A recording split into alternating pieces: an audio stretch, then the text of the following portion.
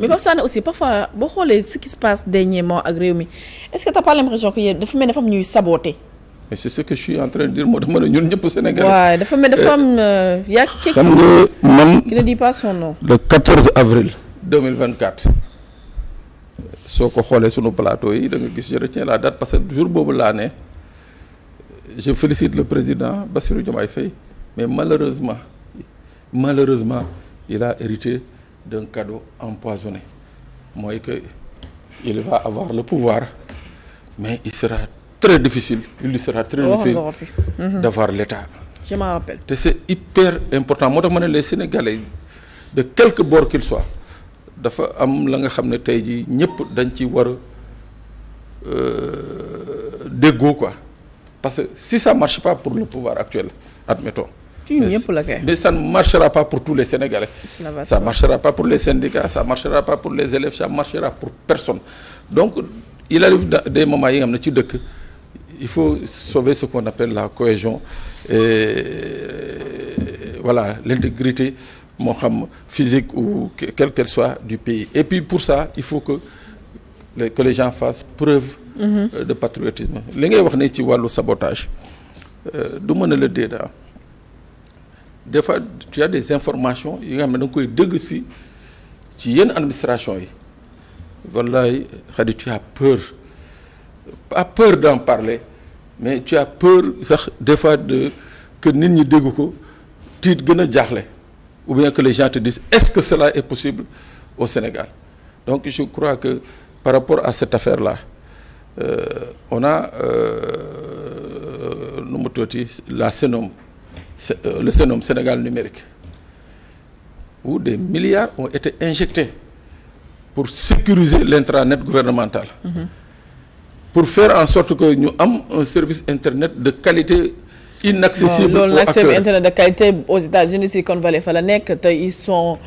tout le temps attaqués par les cyberattaques donc dafa nekk loo xam ne peut-être ñu dañ koy jéem a dund ak moom xam nañ def aussi pour déjouer le Sénégal ci monde bi est tellement insignifiant pour que mu am un hacker ou bien des hackers jógee fële naan dañuy hacker. waaw nee nañu ils sont légers en Europe loolu la ñuy wax rek. d'après les informations yi dans le monde le Sénégal est tellement insignifiant entre guillemets ci carte mondiale bi ba nga xam ne. pour que des hackers puissent développer autant de moyens pour hacker un système parce que c'est des gens qui hackent et qui réclament des milliards de dollars de rançon. xam nga ñooñu dëkk bu mel ni Sénégal nga xam ne chaque jour da ngay tàllal loxo. je crois que moo tax. defoon nañ ko dans les hôpitaux defoon nañ ko en France defoon nañ ko pour RFI France 24. non je suis tout à fait d'accord que quelque part y a un semblant de sabotage qui est en train d'être fait. mais nag il revient aux autorités tamit ni leen ko Abdou Mbow waxee jooy bi dafa doy nañu arrêté jooy bi nañu jublu carrément sur les urgences du pays et ces urgences là il y va de la sécurité numérique parce que gis nga dëkk yi tey jii li ñuy xeex c'est ce qu'on appelle la souveraineté numérique. D'accord. Donc nañu fexe ba ce pan là nekk une priorité justement. waaw nee nañ les autorités et les experts en cybersécurité instant ils sont à pied d'œuvre vraiment pour résoudre li nga xamante ni moom yàlla na fi jeex yàlla mu fi amate parce que bu dul loolu moom lu mel ne DGID nga xam ne bokk na ci les poumons de l'économie du pays ñu attaqué ko donc perte yi ñu ci mën a mesurer mënuñu ko sax xam dañuy def ay approche ay estimation rek mais bon ñëwaat ci njàngale mi Aliou Diouf fal nañ la mais lan mooy sa plan d'action loo xamante ne yow gis nga ni léegi yaa tenu les rênes du CUSEMS boo ko jëlee di nga teg lii comme premier plan pour gën a soulager li nga xam ne mooy les travailleurs. merci Khady ci question bi ma bëggoon leeral benn affaire rek boo xam ni démb dégg naa ñu ma koy accuser mooy ni dama refuser exécuter ay dépenses xam nga dama bëgg a leeral aussi suñu militants yi ñu comprendre man jusqu'à la fin du mois de juillet j'ai payé les salaires j'ai payé les factures j'ai payé tout ce qu'il y avait comme dépenses continuer mais le 27 août le SG bi dem génnee 30 millions yi quand je me suis rendu compte donc qu'il avait lui-même exécuté des dépenses alors que c'est l'ordonnateur, alors que tout le monde sait que les fonctions d'ordonnateur et de celui qui exécute les dépenses sont incompatibles, je me suis dit que mënuma di décaisser côté bi moom muy décaisser côté bële parce que après comment on va faire les comptes ma ni kon man naa téye sama loxo mais même août bi mu jeexee su ma bëggoon fay salaire mënatuma fay parce qu'il avait déjà changé les signatures loolu aussi dama bëggoon mu leer pour nit ñi xam ni loolu la beneen bi mu ni suñu congrès bi fees na del waaye ay invités ñoo fa ëppoon ñun li ñu amoon ci invité matul 10 personnes mu ni waat ay suppléants lañu ma ni ko suppléants yi ñun on les a même pas utilisés ku ci ne balaa ngay voter y avait un huissier da nga koy jox sa pièce d'identité mu contrôler sa identité ba pare après nga doog a dem voter donc loolu moom c'est facile à contrôler parce que les feuilles de présence sont là et les numéros de pièces d'identité même ont été relevés. le premier chantier de Aliou Diouf en tant que secrétaire général du CUSEMS. Voilà donc loolu ñun suñu feuille de route mooy li nga xam ne rek mooy li naqari enseignants yi ñu fexe ba vraiment mu jeex. surtout ñu ngi dugg ci rentrée bi. voilà ñu ngi dem ci rentrée bi ñu am nag ay problèmes yu am solo yoo xam ne ba léegi saafaraguñ ko donc muy payoor yi li ñuy wooyee système de rémunération dernière émission man ak yow fii ñu ngi ci doon waxtaan ma ne la premier ministre mooy suñu premier avocat. depuis toujours def ko bi fustiger léegi nag bi mu nekkee opposition mu koy def vraiment c'était bien parce que constat rek la ci mënoon def mais boo demee nag ba jël nguur gi li ñu bëgg mooy ñu teg ay jalons teg ay actions wala au moins ñu def un échéancier ñu xam ne ah lii kat vraiment gars yi ñu ngi si beneen bi mooy affaire décisionnaire yi wax nga ko léegi ñooñu vraiment seen situation dafa difficile yow da ngay nekk di liggéey nga am salaire bu baax léegi dès que tu pars à la retraite ton salaire est divisé par 10 alors que tu dois continuer à entretenir ta famille nga war a continuer xale yi di jàngi et cetera ils n'ont pas encore de travail ñooñu aussi il faut ñu gëstu leen vraiment seen pension de retraite ñu améliorer ko sensiblement pour que suñu demee à la retraite aussi ñu mën a nekk à l'abri du besoin beneen bi mooy mbiru formation toutes les formalités ont été faites mais jusqu'à présent la formation à distance tarde à démarrer au niveau de la FASTEF donc il faut que vraiment ñu démarrer formation bi parce que nit ñi toog nañu 1 an di xaar defuñu ko léegi def nañu toutes les formalités nañu commencer pour que vraiment ñi nga xam ne mooy les chargés de cours ak aussi ñi nga xam ne c'est des gens qui ont besoin d'une mise en position de stage ñu war ko mën a def donc loolu aussi priorité la beneen bi mooy surimposition salaire yi li ñu ci teg ci impôt dafa 10 donc il faut que la pression fiscale vraiment ñu wàññi ko tuuti ci salaire yi mais surtout ci rappel yi enseignants yi chaque jour vraiment dañuy plaindre ci loolu donc loolu c'est des chantiers yoo xam ne vraiment ñun fas nañ ci yéene xaar ci suñu tànki tubéy lépp luñ ci mën dinañ ko def beneen bi mooy on va essayer de discuter avec tous les autres syndicats parce que grand Pape Sané mu ngi koy wax léegi union dafa am solo man yàlla dogal na awma frontière ci benn syndicat dama jàpp ni syndicats yi yëpp même objectif yi la ñu am donc dañu war a fexe ba ñu constituer une large coalition des syndicats pour avoir vraiment suffisamment de force et pouvoir imposer un rapport de force mais su fekkee benn syndicat kese tu as du mal à vraiment mobiliser tous les enseignants autour d'un idéal parce qu'il y a des questions qui sont transversales nga xam ne ñëpp lay laal donc loolu syndicats yi yëpp war nañ ci mën a jóg xeex si mooy question yi ma wax ni voilà def benn front bu mag donc li ma wax ni c'est des questions yoo xam ne day laal syndicats yi yëpp beneen bi nag c'est en interne ñun suñu syndicat dafa am foo xam ni jàpp naa ni dafa am ay failles wax naa ko ci sama programme mooy il faut ñu fexe par exemple tey ñu am une commission électorale nationale indépendante parce que suñu ko amoon problème yi ñu am ni yëpp duñ ko am mooy ñoo xam ni ñoom dañuy toog ñu ne ñii ñooy gérer le processus électoral tout ce qui est renouvellement mais ñooñu nag duñu mën a nekk candidat à aucun poste pour vraiment assurer leur neutralité su ko defee ñoom ñooy xool kañ la ñuy def renouvellement yi ku am looy contester ci ñoom ngay dem contester et cetera mais xam nga su fekkee man secrétaire général man maa bëgg a organiser élection yi alors que par exemple man moi-même je suis candidat mais le jeu est faussé depuis le départ parce que day am conflit d'intérêt moo tax loolu c'est une réforme majeure boo xam ne vraiment war nañ ko def et je pense que loolu en interne on va travailler là-dessus donc suñu texte yi dinañ ko xoolaat bu baax a baax a baax parce que waruñu à chaque fois suñu demee rek renouvellement mu bëgg a am crise beneen bi nag mooy dalal xelu suñu militants yi ñu xam ni am na ñoo xam ni tey seen intérêt xam nañ ne perte nañu léegi dañu bëgg a wane ne syndicat bi moom yàqu na ay ñaari groupe la dañuy xëccoo ñoom ñëpp a yem et cetera am na ñoo xam ni loolu la ñu bëgg a dawal ci bopp nit ñi mais ñoom ñoo la gën a xam ni ñoom syndicat bi àndul ak ñoom parce que sur 45 départements si tu parviens pas à avoir 10 départements xam nga ne nit ñi ànduñoo ak yow léegi nag bul yàq mais man maa ngi dalal seen xel ñoo xam ni nag organisation nag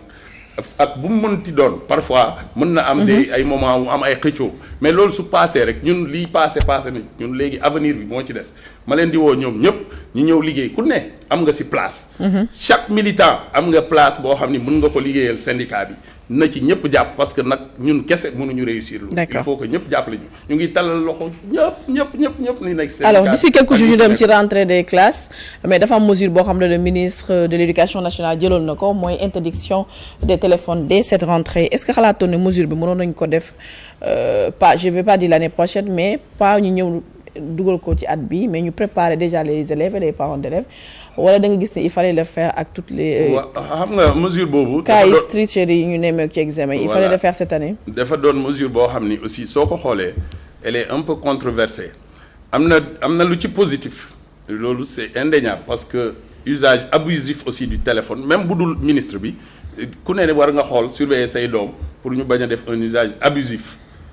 mooy tout le temps nekk ci téléphone bi déconcentré wu doo jàng et cetera beneen bi mooy li nga wax tricherie bi gis ngeen BFM bi ren on a vu qu'il y avait plusieurs cas de tricherie te loolu day discréditer suñu diplôme yi aussi mais du BFM bi rek avant BFM bi dafa am lu ñuy wax évaluation harmonisée ñu koy woowee phare nga xam ne académie yi ñoo koy organiser foofu lañ ko njëkk a gisee pratiquement élèves yi yëpp ay am corrigé yi pratiquement élèves yi yëpp ay am. mais xale yi ku leen di jox corrigé yi parce que fekkee wu ñu fu ñuy proposer sujet yi fekkee wu ñu fu ñuy jëlee kan moo leen koy jox. waaw loolu moom dëgg la il faut situer les responsabilités et mener des enquêtes parce que ay adultes ñoo leen jox sujet yi. loolu moom adultes yi fa la ci corps enseignant. waaw non mooy ñi nga xam ne peut-être ñu ngi ci. inspection yi ak voilà au niveau central. loolu moom c'est clair mais tricherie moom mooy le constat il est là donc loolu par rapport aux examens c'est tout à fait normal ñu interdire portable peut-être aussi à l'école ñu bañ a may xale yi ñu ci abuser mais interdire ko totalement nag loolu moom day nekk une dérive parce que c'est pas possible dañ ne ren dañuy dugal intelligence artificielle ci programme yi. éducation numérique. voilà donc loolu soo koy def eh bien élèves yi parfois il faut ñu utiliser seen téléphone portable. Ça c'est clair. beneen bi mooy élève bi su ñëwee école parfois ses parents la seule façon bi ñu koy mën a contacter c'est à travers le téléphone portable et très souvent parents yi dañuy dem liggéeyi balaa ñuy ñëw ngoon. C'est à travers le téléphone qu'ils peuvent peut-être situer ou vraiment discuter avec leur enfant pour mën a xam fan lañu nekk donc loolu mesure la boo xam ne am na lu ci baax am na ci loo xam ne aussi il faut ñu seetaat ko en tout cas na doon une mesure boo xam ni vraiment dañ koy appliquer mais avec beaucoup de souplesse parce que aussi il faut se mettre à la place des élèves loolu aussi il faut ñu wax ko beneen bi ma bëggoon wax Khady soo ma ko mayee mooy affaire examen yi xam nga école mi ngi ubbi waxoon naa ko fii la dernière fois parfois y a des li ñuy wax des facteurs conflictogènes mooy yoo xam ne day jur conflit seetlu nañ ni presque ñi nekk ci système bi le premier facteur de grève très souvent day nekk le paiement des indemnités xam nga yaa ngi ma ko doon wax donc nguur gi ma leen di ñaan ñoom ñu góorgóorlu ci loolu suñ ko mënoon fay rentrée bi voilà bu ñu ko mënoon fay avant la rentrée moo gën mais suñ ko mënul au moins quelques jours après nañ ko fay parce que suñ ko deful rek perturbation yi foofu lay day motiver sax beneen bi aussi mooy zone yi nga xam ne dafa am ay abris provisoires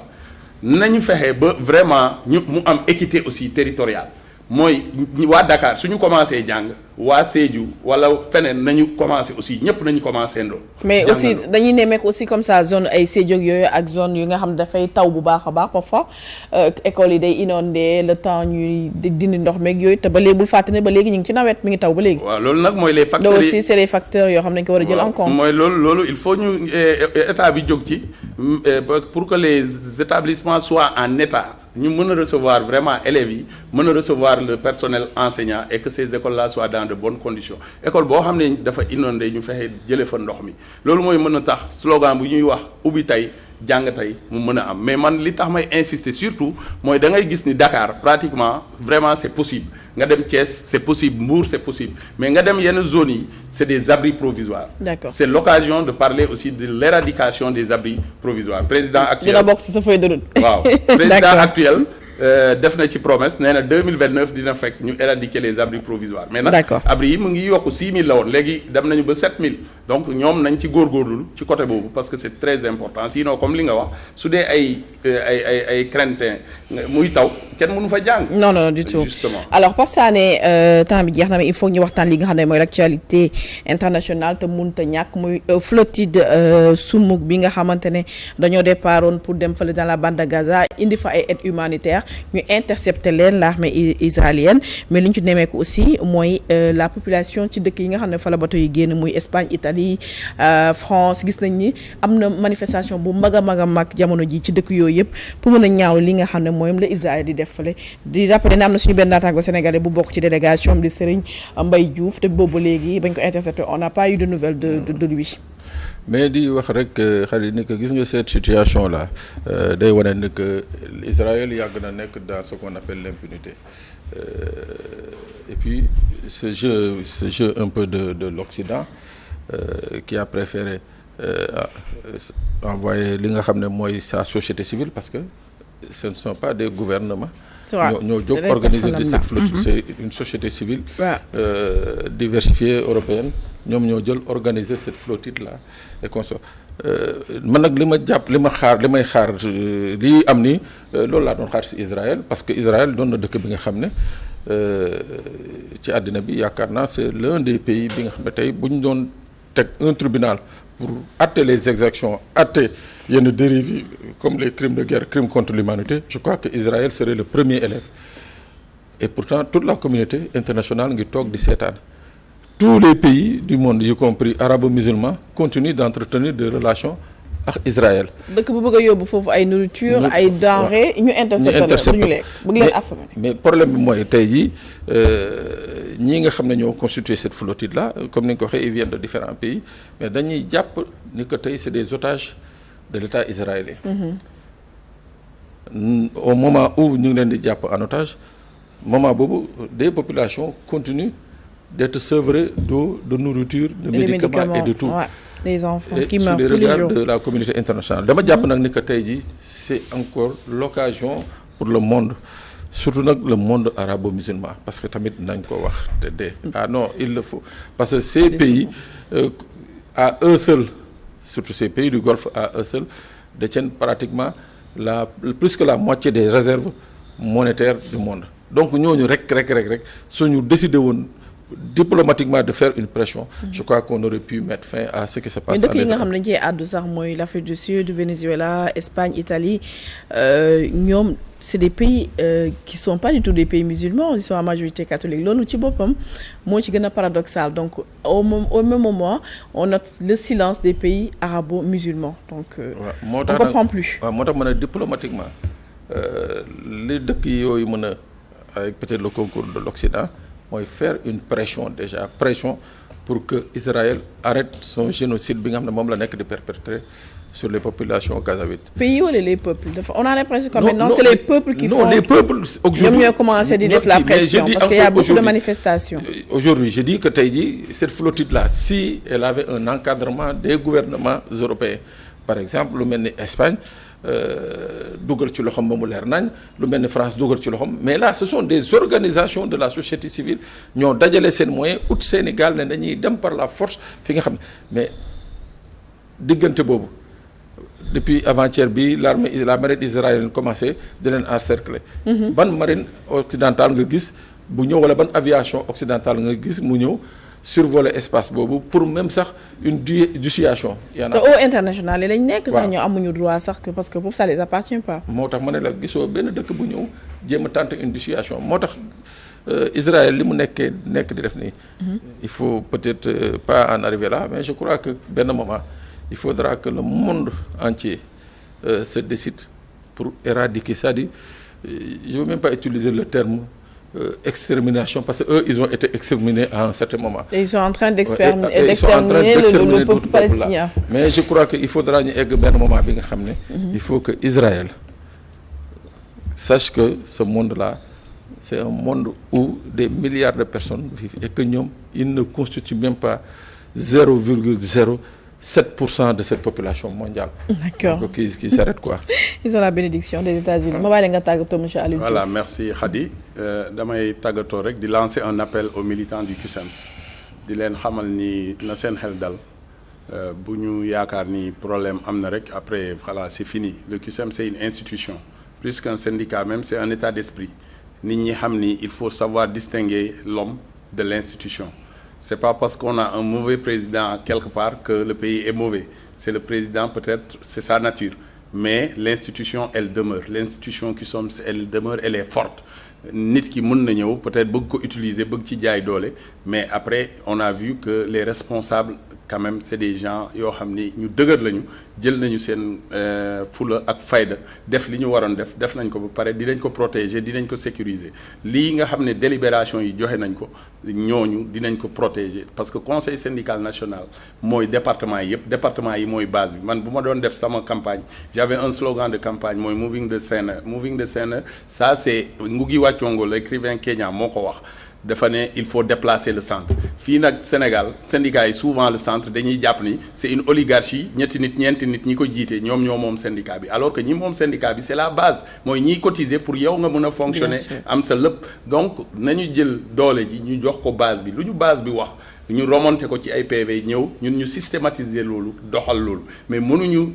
décision yi di jógee du sommet vers la base moo tax man c'était ça mon slogan te ñu xam ne du naxee parce que sooy wut souvent soo waxee dara ñu yaakaar ni da ngay nax nit ñi mais loolu c'est les politiciens mais ñun en syndicalisme waruñu mën a def loolu donc ma leen di xamal ni ñoom à la base le dernier mot leur revient lépp lu ñu wax ni def leen ko dinañ ci def liñ ci mën yépp en tout cas am nañu yéene bi am nañu aussi énergie bi nous sommes suffisamment jeunes pour faire le travail correctement te incha allah rabi li nga xam ni mooy seen yaakaar du tas. Inch'Allah. Merci monsieur Aliou Diouf may fàttali ne yow yaay le tout nouveau secrétaire général